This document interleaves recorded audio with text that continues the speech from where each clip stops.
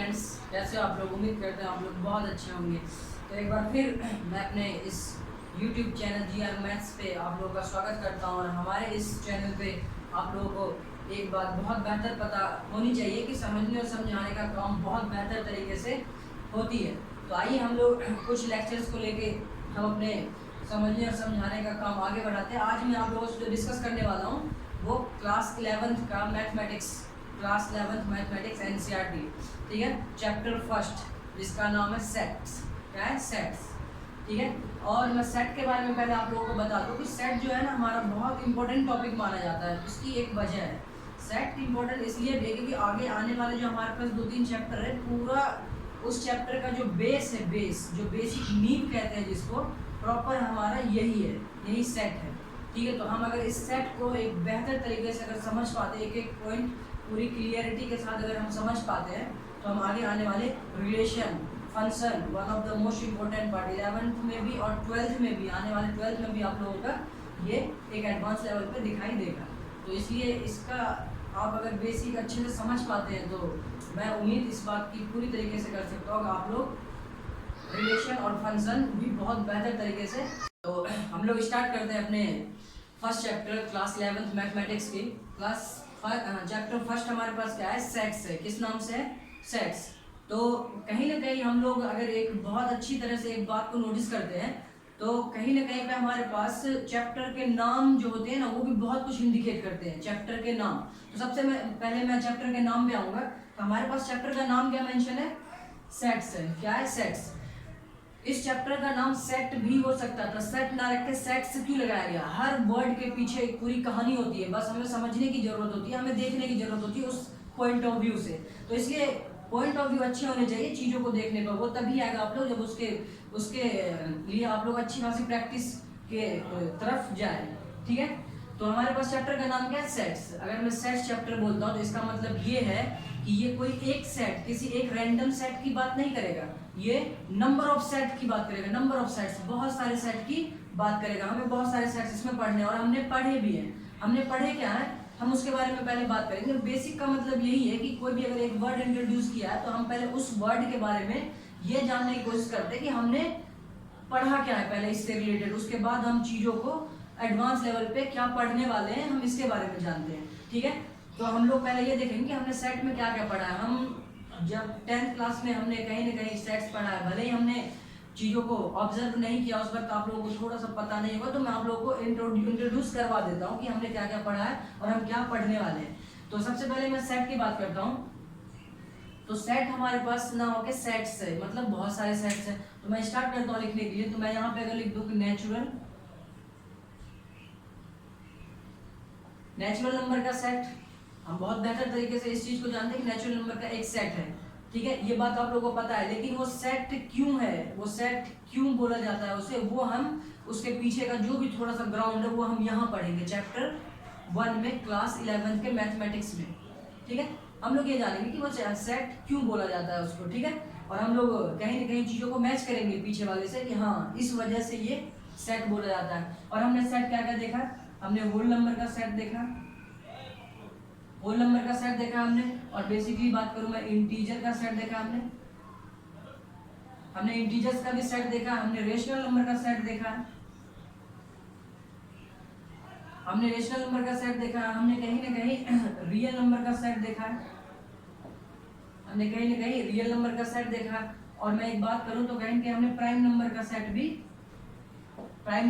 भी हमने बनाया है। और बनाया क्या है उसके साथ साथ हमने कंपोजिट नंबर का भी देखा है। तो वो सारे सेट्स है, क्यों है वो देखते हैं। तो मैं इसके पहले लिख देता हूँ कि इसका नोटेशन क्या है। हमने नोटेशन क्या इस्तेमाल किया था इसको लेके? नेचुरल नंबर को हम n से इंडिकेट करते हैं, n से इंडिकेट आप लोगों को पता होनी चाहिए, ठीक है। तो एक बार हम बेसिक से डिस्कस कर रहे हैं, बेसिक्स टू एडवांस जाएंगे तो हम चीज़ों को सब कुछ बोलते हुए, चीज़ों को कनेक्ट करते हुए आगे बढ़ते रहेंगे। हमारे पास होल नंबर को हम किससे इंडिकेट करते हैं? W से होल नंबर को इंडिकेट करते हैं। अगर मैं इंटीजर की बात करूं तो इंटीजर को हम लोग Z से भी इंडिकेट कर देते हैं और I से भी इंडिकेट कर देते हैं, दोनों से इंडिकेट करते हैं। अगर मुझे पॉजिटिव इंटीजर्स की बात करनी होगी, तो मैं ऊपर क्या लगाऊंगा? पॉजिटिव साइन लगाऊंगा। अगर मुझे नेगेटिव इंटीजर की बात करनी होगी तो मैं यहाँ पे नेगेटिव साइन लगाऊंगा, ठीक है, ये बात क्लियर है। तो पॉजिटिव मतलब पॉजिटिव इंटीजर्स मतलब पॉजिटिव का साइन, और नेगेटिव इंटीजर मतलब नेगेटिव का साइन से हम उसे नोटेट करेंगे, ठीक है, उसे हम रिप्रेजेंट करेंगे। अगर हम रेशनल नंबर की बात करते हैं तो रेशनल नंबर को हमने किससे इंडिकेट किया था, क्यू से, कैपिटल क्यू से। और एक बात आप ध्यान देते रहिएगा चीजों को लेके कि हम सबको कैपिटल से ही लिख रहे हैं, और क्यों लिख रहे हैं ना, इस बारे में भी यहाँ पे हम पढ़ेंगे कि हम कैपिटल से ही क्यों डिनोट करते हैं, हम लोग स्मॉल लेटर से क्यों नहीं करते हैं, ठीक है। तो रेशनल नंबर की अगर बात करते हो तो रेशनल नंबर हम किससे इंडिकेट करते हैं, क्यू से, कैपिटल क्यू से। और अगर मैं पॉजिटिव रेशनल नंबर की बात करूँ तो मैं क्यू पे पॉजिटिव का साइन लगाऊंगा। अगर मैं नेगेटिव रेशनल नंबर की बात करूँ तो क्यू पे नेगेटिव का साइन लगाऊंगा, कोई प्रॉब्लम नहीं, ठीक है। रियल नंबर की अगर मैं बात करूँ तो आर से इंडिकेट करते हैं, किससे, आर से, कैपिटल आर से। मैं पॉजिटिव रियल नंबर की बात करूंगा तो मैं पॉजिटिव लगाऊंगा, नेगेटिव रियल नंबर पे नेगेटिव। और सेम प्राइम नंबर का सेट हम लोग जनरली बोलते नहीं, किसी से भी इंडिकेट कर सकते हैं, ये किसी से भी इंडिकेट कर सकते हैं, इसको हम लोग रहने देते हैं। जो हमारे पास स्टैंडर्ड सेट होते हैं वो कुछ ये होते हैं, ठीक है। तो ये बात आप लोग समझ पाएंगे। और हम लोग एक और सेट कॉम्प्लेक्स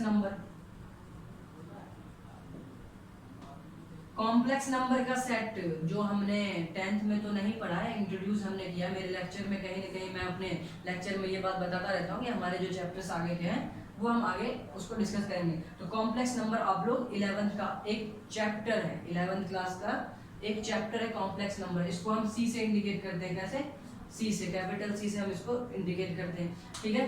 तो हमने क्या देखा कि सेट्स की बात करा उसने, तो हमने ये सारे सेट्स अभी तक देखे हैं।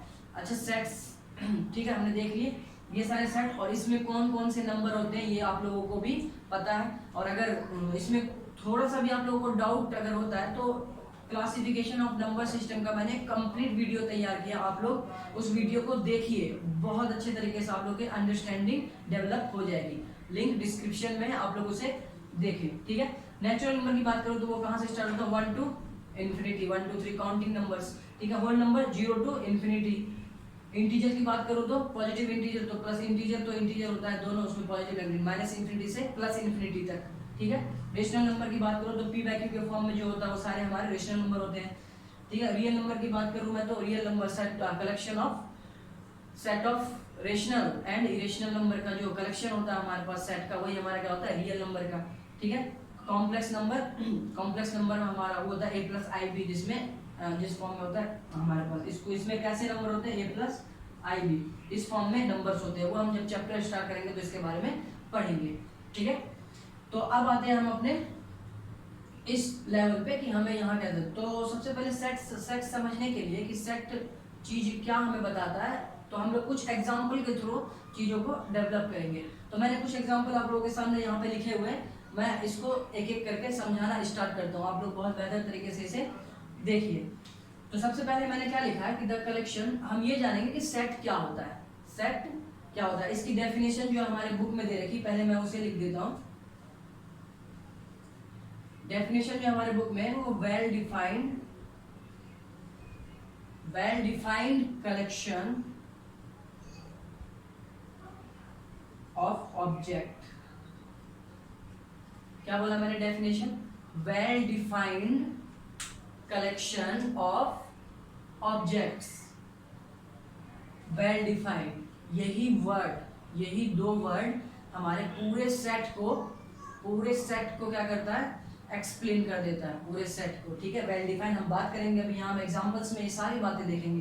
क्या लिखा है, well defined collection of objects बोलिए आप या एलिमेंट्स बोलिए, कोई मैटर नहीं करेगा, ठीक है। तो हम लोग बात करते हैं well defined collection of objects. तो कलेक्शन आप लोगों को पता होगा कि कलेक्शन क्या होता है, किसी भी चीज को इकट्ठा करना, ठीक है।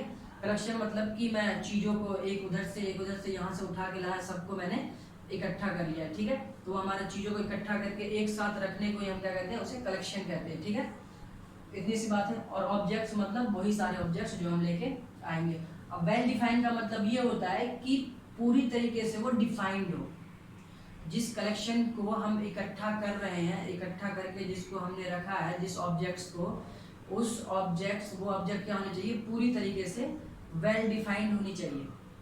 वेल डिफाइंड मतलब आप ऐसे भी समझिए कि जो मेरे लिए है जिस जो डेफिनेशन मैं उस ऑब्जेक्ट्स को लेके, उस कलेक्शन को लेके बात कर रहा हूँ, वो ओवरऑल सब के लिए वही बात हो, उसमें कोई भी चेंजेस ना हो, किसी दूसरे के डेफिनेशन से उस ऑब्जेक्ट के, उस कलेक्शन पे कोई इफेक्ट ना पड़े, वो सब के लिए एक ही डेफिनेशन वेरी करता है। तो हम यहाँ पे एग्जांपल की बात करते हैं कि क्या वेल डिफाइन का और अच्छे से मतलब समझते हैं कि चीज़ें क्या है। हमने सबसे पहला एग्जांपल हमने ये लिया है, the collection of vowel in English alphabet. समझने के लिए एक बेस्ट प्रोसेस, बेस्ट एग्जांपल है ये सारे, मैं आप लोगों को बताता हूँ कि क्या है collection of vowel in English alphabet. मैं लिखने जा रहा हूँ यहाँ पे इंग्लिश अल्फाबेट क्या होता है, क्या होता है A-E-I-O-U, ठीक है। वेल डिफाइंड का मतलब ये होता है कि जो मेरे तरफ से जो डिफाइंड, मैंने जो अपने तरफ से डेफिनेशन दिया है उसको लेके, और जो दूसरा तीसरा चौथा बंदा जो देखे, जो लोग देखे चौथे पांचवे, उनका भी वही डेफिनेशन हो, कोई चेंज उनमें ना हो, यूनिवर्सल हो, ठीक है। तो मैंने कहा था collection of vowel in English alphabet, alphabet के वोवेल में जो कलेक्शन वोवेल का कलेक्शन हमने किया है, मेरे तरफ से ये 5 है, A-E-I-O-U। क्या आप अपनी तरफ से इसे चेंज कर सकते हैं क्या, या कोई तीसरा बंदा अपनी तरफ से इसमें कोई चेंज कर सकता है क्या? नहीं। इसका मतलब ये हो गया कि ये एक वेल डिफाइंड कलेक्शन है। कैसा है? वेल डिफाइंड कलेक्शन है, मतलब कि ये सब के लिए इक्वल इसके पास चीजें हैं, ठीक है। कोई भी किसी से भी आप लोग अगर पूछेगा कि हमारे पास वोवेल कितने होते हैं, तो आप लोगों को आंसर यही मिलेगा। इसका मतलब साफ साफ निकल के आता है ये वेल डिफाइंड कलेक्शन है, और अगर ये वेल डिफाइंड कलेक्शन है तो इसका मतलब ये हो गया कि ये एक सेट है, ये एक सेट है, ठीक है। तो सबसे पहले हम ये जान रहे हैं कि मतलब सेट होता क्या है, कौन से स्टेटमेंट को हम सेट कहेंगे, कौन से स्टेटमेंट को सेट नहीं कहेंगे, ठीक है। हम दूसरा एग्जांपल उठाते हैं, the collection of girls in your school. आपका स्कूल है, ठीक है, आपके स्कूल में जितने भी गर्ल्स हैं उसका कलेक्शन जब आप लोगों ने किया, तो मान लीजिए आपके स्कूल में 800 गर्ल्स हैं, कितने? 800 आप लोगों ने कलेक्ट कर लिया, आप लोगों ने काउंट कर लिया 800 है। तो आप एक बात बताइए, कोई अगर दूसरा बाहर से आके कलेक्शन करेगा गर्ल्स का, तो उसके पास कितने नंबर ऑफ गर्ल्स होंगे? 800 ही होंगे, चेंज तो होगा ही नहीं, क्योंकि एक स्कूल के अंदर जितने गर्ल्स एक बार में हम काउंट करके निकाले हैं, 2 बार 3 बार 4 बार कितने कीजिए आप लोगों को कलेक्शन वही मिलेगा। इसका मतलब ये भी है कि ये भी हमारे पास एक वेल डिफाइंड कलेक्शन है। क्या है? वेल डिफाइंड कलेक्शन है। तो इसका मतलब ये है कि अगर ये वेल डिफाइंड है तो ये भी एक सेट होगा, ठीक है। आते हैं हम थर्ड पे, the collection of good hockey player in India. India में good hockey player in India, ठीक है। अब एक बात बताइए, ये क्या वेल डिफाइंड है? गुड हॉकी प्लेयर, सबकी अपनी अपनी पसंद है इसमें। तो मैं मानता हूँ कि मेरे तरफ से जो 5 गुड हॉकी प्लेयर है वो मेरे फेवरेट है, और किसी दूसरे के कोई और 5 हो सकते हैं, किसी तीसरे के कोई और 5 हो सकते हैं, किसी चौथे के कोई और 5 हो सकते हैं। तो हर स्टेप पे ये वाला स्टेटमेंट क्या करेगा? अपने आप को चेंज करेगा। अगर अपने आप को ये चेंज कर पा रहा है तो इसका मतलब ये है कि ये वेल डिफाइंड कलेक्शन नहीं है, ठीक है। ये अपनी अपनी पसंद का कलेक्शन बता रहा है, तो इसका मतलब ये है कि ये अगर वेल डिफाइंड नहीं है तो ये हमारे पास सेट नहीं होगा। क्या होगा? सेट नहीं होगा, ठीक है। बात करते हैं हम यहाँ पे कुछ फोर्थ एग्जाम्पल की। क्या लिखा है? The collection of difficult topics in mathematics. Mathematics की बुक है आपके पास, ठीक है। अब मुझे ये वाला स्टेटमेंट पढ़ के आप लोगों को ये बात समझ में आ रही होगी कि इसमें क्या बोल रहा था? Collection of difficult topic, difficult topic का कलेक्शन इन मैथमेटिक्स। आप लोग मैथ पढ़ते हैं, आप एक रैंडम की मैं बात कर रहा हूँ कि अगर आप मैथ पढ़ते हैं, आप लोगों को हो सकता है कि शुरू के 5 चैप्टर आप लोगों को आपको डिफिकल्ट लग रहा हो, किसी को लास्ट के 5 चैप्टर डिफिकल्ट लग रहे हैं उस मैथ बुक के, मैथमेटिक्स के, किसी के बीच के 5 चैप्टर डिफिकल्ट लग रहे हैं। तो इसका मतलब ये है कि पर्सन बाय पर्सन ये क्या कर रहा है? अपने आप को चेंज कर रहा है, ये अपने स्टेटमेंट को क्या कर रहा है? चेंज कर रहा है। अगर ये बात चेंज हो रही है तो इसका मतलब ये है कि ये वेल डिफाइंड नहीं है, ये पर्सन टू पर्सन चेंज हो रहा है, तो इसका मतलब ये वेल डिफाइंड नहीं है, तो ये हमारे पास सेट भी नहीं होगा, ठीक है। हम आते हैं 5वें नंबर पे। 5वें नंबर पे क्या कह रहा है, the collection of novel written by Munshi Premchand, the collection of novel written by Munshi Premchand, Munshi Premchand द्वारा लिखा हुआ साखी शबद रमैनी, आप लोगों को पता ही होगा ये सॉरी दूसरा है, ठीक है। तो collection of novel written by Munshi Premchand, Munshi Premchand ने जितने भी नॉवेल्स लिखे हैं अगर मैं उसका कलेक्शन इकट्ठा कर लूँ, ठीक है, मैं उसका कलेक्शन इकट्ठा कर लूँ और मैं बोल दूँ कि ये 50 नॉवेल्स मुंशी प्रेमचंद जी ने लिखी है, तो दूसरा आएगा देखेगा तो क्या वो उस स्टेटमेंट को चेंज कर पाएगा? उनके लिए भी मुंशी प्रेमचंद द्वारा लिखी गई नॉवेल्स की संख्या भी उतनी ही होगी। मतलब ये है कि ये स्टेटमेंट चेंज नहीं हो सकता, क्योंकि मुंशी प्रेमचंद ने जितने भी नॉवेल्स लिखे होंगे, जितने भी लिखे होंगे वो सब के लिए इक्वलिटी होगी, वो सब के लिए इक्वल दिखाएगा। इसका मतलब ये है कि collection of novel written by Munshi Premchand ये एक वेल डिफाइंड स्टेटमेंट है। क्या वेल डिफाइंड है? अगर वेल डिफाइंड कलेक्शन है हमारे पास नॉवेल्स की तो हम लोग ये क्या कर सकते हैं, ये एक हमारे पास कलेक्शन है, तो ये हमारा क्या है, सेट है। हम नेक्स्ट एग्जांपल की बात करते हैं, the collection of prime numbers less than 12, collection of prime number less than 12, less than 12 से कलेक्शन प्राइम नंबर मैं ये लिख देता हूँ कि प्राइम नंबर का ये 2 3 5 7 11 तक लेस देन 12 कह रहा, तो मैंने ये लिखा, ये 5 मैंने प्राइम नंबर्स लिखे। तो क्या कोई सामने वाला इसे चेंज कर सकता है इस स्टेटमेंट के अकॉर्डिंग? नहीं कर सकता। इसका मतलब ये भी क्या है, वेल डिफाइंड कलेक्शन है। क्या है? वेल डिफाइंड कलेक्शन है, तो ये हमारा क्या होगा, एक सेट होगा, ठीक है। The collection of all question in this chapter, कोई एक चैप्टर पढ़ रहे हैं, किसी मैथमेटिक्स का कोई एक चैप्टर पढ़ रहे हैं, एनसीईआरटी बुक ले लीजिए, कोई सा भी एक चैप्टर ले लीजिए। मैं कह रहा हूँ कि उस चैप्टर में जितने भी क्वेश्चन है, all question in this chapter, किसी एक चैप्टर का सारे क्वेश्चन जितने मेरे लिए होंगे उतने सामने वाले के लिए होंगे, और जितने सामने वाले के लिए होंगे उतने ही किसी थर्ड पर्सन के लिए, फोर्थ पर्सन के लिए। नंबर ऑफ क्वेश्चन तो चेंज होंगे नहीं, बुक में जितने क्वेश्चन है वो सब के लिए उतना ही होगा। तो ये क्या हमारे पास एक वेल डिफाइंड स्टेटमेंट है। अगर वेल डिफाइंड है तो ये हमारा सेट है। तो मैं उम्मीद करता हूँ आप लोग सेट के बारे में एक बहुत अच्छी तरीके से स्टेटमेंट, अपना पॉइंट ऑफ व्यू तैयार कर चुके होंगे कि किसे हमें सेट कहना, किसे हमें सेट नहीं कहना। और मैं आप लोगों को अब ये बता दूं कि हम इसे सेट क्यों कहते हैं। इसे नेचुरल नंबर का सेट कहते हैं हम। अब इसे मैं रफ कर देता हूँ पहले, ठीक है। आप लोग इसे नोट डाउन कर लीजिए और इसे बेहतर तरीके से समझ लीजिए, ठीक है। आगे हम अभी बहुत सारी बातें करेंगे।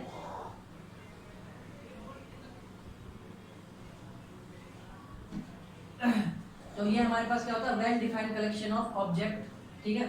और मैं यहां से लिखना स्टार्ट करता हूं, it is denoted bye,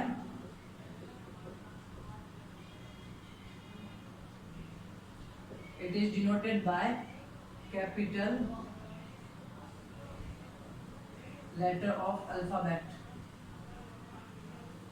alphabet के कैपिटल लेटर से इसे डिनोट किया जाता है, ठीक है। अगर कोई एक सेट है, ठीक है, उसके अगर मैं एलिमेंट्स एक कलेक्शन तैयार करता हूँ तो मैं उसे कलेक्शन में रखूंगा, तो वो हमारे पास क्या है, कैपिटल से लेटर से डिनोट किया जाएगा, ठीक है। और विद इन कर्ली ब्रेसेस,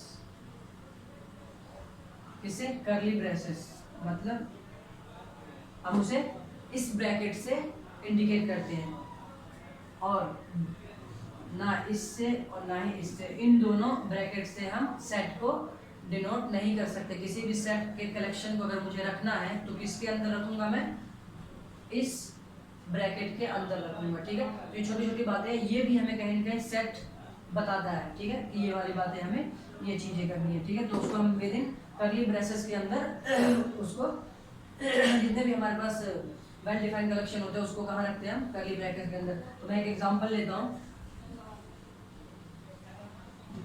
एक एग्जांपल लेके हम सेट तैयार करते हैं। तो set of collection of prime numbers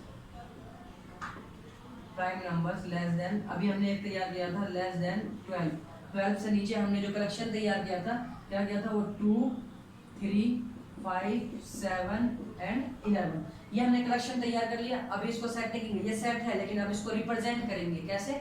इसको सबसे पहले हम लोग क्या करेंगे, करली ब्रैकेट में रखेंगे, ठीक है। उसके बाद इस सब का एक नाम देते हैं, जैसे नेचुरल नंबर में बहुत सारे नंबर्स है, उसका एक उस सेट का एक नाम दिया हमने एन से नोटेशन हमने उसको रिप्रेजेंट किया है, ठीक है। इंटीजर्स में बहुत सारे नंबर्स हैं, उसको हमने जेड से रिप्रेजेंट किया है। रेशनल नंबर में बहुत सारे हैं, उसको हमने क्यू से रिप्रेजेंट किया। तो ये भी एक सेट है, एक सेट हो गया हमारे पास। इसको भी हम किसी एक नाम से कैपिटल लेटर से इंडिकेट करेंगे। किससे करेंगे, कैपिटल लेटर से इंडिकेट करेंगे, ठीक है। अगर मैं अब दूसरा सेट लिखने की कोशिश करता हूँ तो collection of natural number, natural number के कलेक्शन क्या होते हैं, 1 2 3 4, ठीक है, dot dot dot dot dot dot, ठीक है। अगर मुझे इसे सेट के रिप्रेजेंटेशन में रखना होगा तो मैं कैसे रखूंगा, ये करली ब्रैकेट लगाऊंगा, क्या लगाऊंगा, करली ब्रैकेट, और इसको हम रिप्रेजेंट कर देंगे किसी कैपिटल लेटर से। किसी से भी कर लीजिए, ABCDEFG किसी से भी आप लोग कर सकते हैं, लेकिन कैपिटल लेटर होना चाहिए, ठीक है। और एक बात ध्यान रखिएगा कि ये 3 डॉट जो मैंने लगाई, ये 3 डॉट इनफाइनाइट को रिप्रेजेंट करता है। किसको, इनफाइनाइट को। ये 3 डॉट इनफाइनाइट को रिप्रेजेंट करता है, तो ये आप लोग ध्यान रखिएगा। ऐसे ही मैं अगर एक सेट ऑफ होल नंबर को रिप्रेजेंट करूं तो 0 1 2 3 4, 3 डॉट, 3 डॉट किसको रिप्रेजेंट करता है, इनफाइनाइट को, ठीक है। तो ये भी हमारा क्या है, सेट होगा, ठीक है। और सेट कैसे क्यों होगा, ये आप लोगों को बेहतर तरीके से अब पता चल चुका होगा, आप जान चुके होंगे कि हाँ हम इसे सेट क्यों कह पा रहे हैं, ठीक है। तो हम लोग अब अपना नेक्स्ट टॉपिक स्टार्ट करते हैं कि अब इसको हम रिप्रेजेंटेशन कैसे कैसे करते हैं वो हम देखते हैं।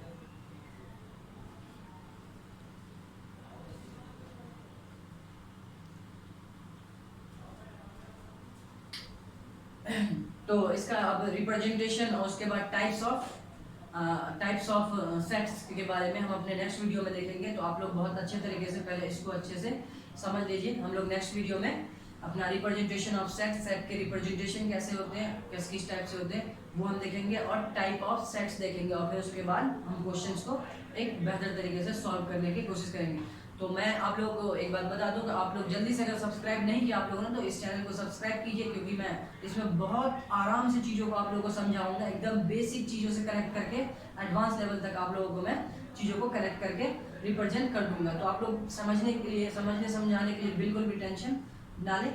तब तक के लिए आप लोग इसको बस रिप्रेजेंटेशन, हम सेट को कितने तरीके से रिप्रेजेंट कर सकते हैं अकॉर्डिंग टू एनसीईआरटी, ठीक है। हमारे एनसीईआरटी बुक्स में कितने तरीके से रिप्रेजेंट कर सकते हैं हम सेट को, वो हमें जानना है। तो मैं बता दूं कि हम जनरली दो तरीके से हम रिप्रेजेंट कर सकते हैं सेट को। किसको, सेट को। कौन सा, एक हम लिखते हैं रोस्टर फॉर्म, एक हमारा होता है रोस्टर फॉर्म, और दूसरा होता है हमारा सेट बिल्डर फॉर्म, ठीक है। तो आप लोगों को नाम से कहीं ना कहीं कुछ थोड़ा सा मैं ब्रीफ कर दूं, और मैं इन दोनों को यही बता दूंगा कि सेट बिल्डर फॉर्म क्या होता है और आपका रोस्टर फॉर्म क्या होता है। कुछ नहीं होता, एक बेसिक सी डिफरेंस होती है दोनों में।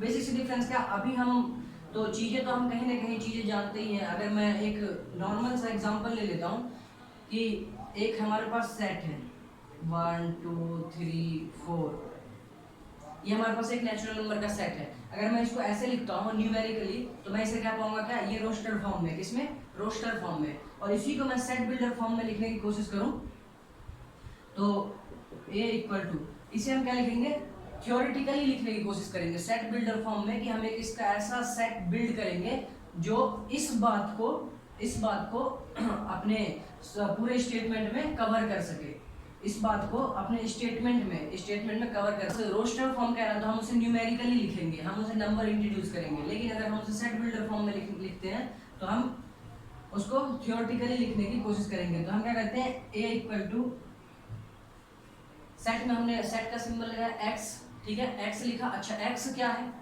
x के बाद हम बात करेंगे, ये हम दो पॉइंट लगाएंगे। इस 2 पॉइंट को हम किस नाम से जानते हैं, सच दैट कहते हैं। इसको क्या कहते हैं, सच दैट। इस 2 पॉइंट और इस लाइन को, इन दोनों को हम क्या कहते हैं, सच दैट।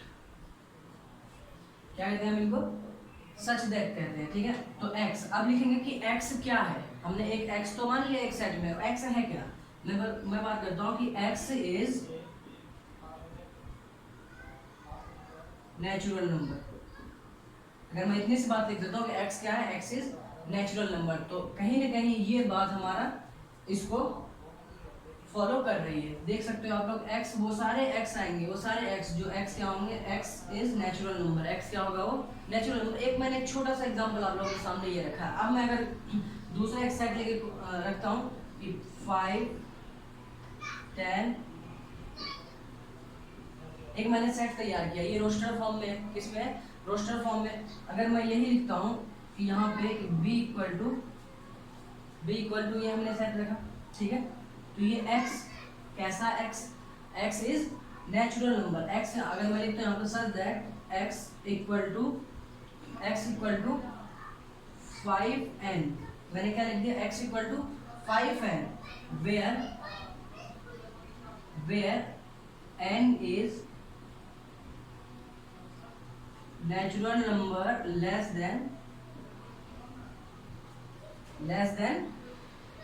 5, क्योंकि 4 तक तो यही आएगा, लेस देन 5। इस बात को जरा आप लोग समझिए कि मैं क्या कहना चाह रहा हूँ। मैंने कहा कि x b equal to x, अच्छा x कैसा, x ऐसा होगा कि x इक्वल टू 5n होगा, क्या होगा 5n, n क्या होगा, नेचुरल नंबर। कैसा नेचुरल नंबर होगा, वो 5 से कम, 5 से कम। अच्छा 5 से कम अगर हम रखते हैं तो क्या रखेंगे, 1 रखेंगे, 2 रखेंगे, 3 रखेंगे और 4 रखेंगे, 5 से कम।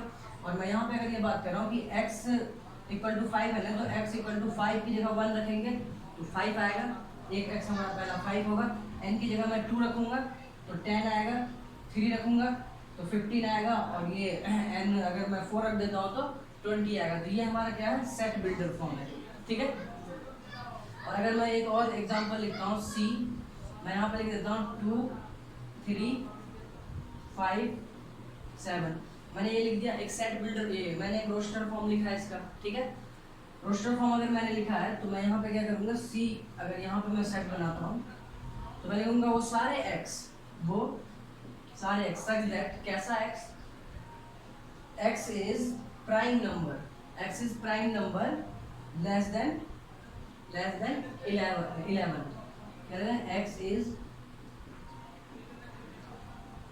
x इज प्राइम नंबर, ठीक है। या तो आप लोग बिटवीन 1 एंड 11 लिख सकते हो, ठीक है। या तो आप लोग x is prime number less than 11, ठीक है, लेस देन 11 लिखिए आप, या 12 लिखिए, कोई फर्क नहीं पड़ेगा, ठीक है। हमने 12 से करा था, तो मैं क्या लिखा हूँ कि x, वो सारे x होंगे जो कि हमारे पास प्राइम नंबर होंगे, किससे लेस देन इतना। तो प्राइम नंबर लेस देन 12 से कौन कौन होगा, 1 नहीं होगा, 2, ठीक है, 2 होगा, 3 होगा, 5 7 8 नहीं, 9 नहीं, 10 नहीं, 11 भी यहाँ पे आप लोग लिख सकते हो, 11 यहाँ पे आएगा, ठीक है। तो उसके अकॉर्डिंग इसे आप सेट कर सकते हो, इसके अकॉर्डिंग इसे सेट कर सकते हो। तो यही हमारा क्या है, रोस्टर फॉर्म, और ये हमारा क्या है, सेट बिल्डर फॉर्म, ठीक है। तो इतनी सी बात आप लोग समझ पा रहे होंगे, सेट बिल्डर फॉर्म और रोस्टर फॉर्म में क्या डिफरेंस है। मैं आप लोगों को एग्जांपल और लेके समझा देता हूँ। अगर मैं यहाँ पे एक डी सेट ले लेता हूँ, डी सेट, मैं कहता हूँ कि यहाँ पे 7 और 11 है, क्या है, 7 और 11, 7 और 11। और इसे एक बात ध्यान रखिएगा आप लोग कि सेट में ऑर्डर का कोई मैटर नहीं होता है। ऑर्डर मतलब कि अगर ये 7 और 11 है, ठीक है, तो इसको मैं और करके 11 भी 7 अगर लिखूं तो कोई फर्क नहीं पड़ेगा, ये सेम रहेगा, ठीक है। और करके b इक्वल टू ये बात और ये बात दोनों क्या है, सेम है। इससे क्या पता चल रहा है कि इन दोनों में ऑर्डर का कोई मतलब नहीं है, ऑर्डर ये दोनों आपस में चेंज कर सकते हैं, ठीक है। तो यहाँ पे 7 11 और 11 7 दोनों एक ही बात है, किसके अंदर, सेट के अंदर। लेकिन आगे जाके हम जब पढ़ेंगे ना चीज़ें, जैसे ऑर्डर पेयर पढ़ेंगे और हम अपना कार्टेशियन प्रोडक्ट पढ़ेंगे, तो वहाँ पे कहीं ना कहीं ऑर्डर मैटर करेगा, ठीक है। तो इसलिए आप लोग सिर्फ सेट की बात कर रहा हूँ कि मैं AEIOU लिखूँ, मैं यहाँ पे AEIOU लिखूँ या AIUE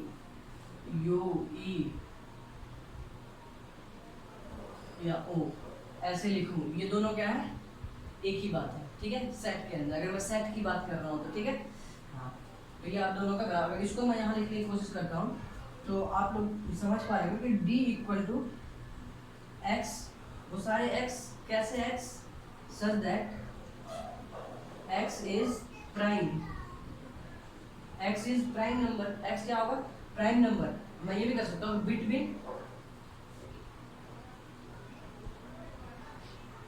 बिटवीन किसके किसके बीच में मैं डाल सकता हूँ, 5 एंड 12 के बीच में डाल सकता हूँ। 5 के बाद 7 और उसके बाद 11 ही आता है, बिटवीन 5 एंड 12। ये बात मैं लिख सकता हूँ, कोई दिक्कत नहीं है। d इक्वल टू 7 11 या 11 7 कोई मैटर नहीं करता, लेकिन इसको मैं अगर सेट बिल्डर फॉर्म में लिखूँ तो मैं ऐसे करके लिख सकता हूँ। ऐसे बहुत सारे एग्जांपल आपके बुक में आप लोग कर सकते हो, ठीक है। मैं इसके क्वेश्चन, ये तो फिलहाल हमारा एक इंट्रोडक्शन है, ठीक है, सेट बिल्डर का। जब हम क्वेश्चन करेंगे ना तो उसमें हम देखेंगे कि और भी टर्म बहुत सारे हमें मिलेंगे। एक हमारे पास ये एक माइंड मैप है चीज़ों को समझने के लिए कि हाँ चीज़ें हैं क्या, रोस्टर फॉर्म क्या है और सेट बिल्डर फॉर्म क्या है। तो एक बात अगर मैं एक सेंटेंस में दोनों को डिफाइन करता हूँ तो रोस्टर फॉर्म इज न्यूमेरिकली, हम उसे न्यूमेरिकली देख सकते हैं कि हाँ उसे हम न्यूमेरिकली लिख सकते हैं, ठीक है। और ये क्या हमारे पास एक थ्योरेटिकल पार्ट है, थ्योरी में उसे हमें लिखना है, उसे हमें स्टेटमेंट में कन्वर्ट करना है। तो ये हमारा क्या है, सेट बिल्डर फॉर्म, ठीक है। तो अब आते हैं हम अपना नेक्स्ट टॉपिक लेके, टाइप्स ऑफ सेट्स, है ना, टाइप्स ऑफ सेट्स।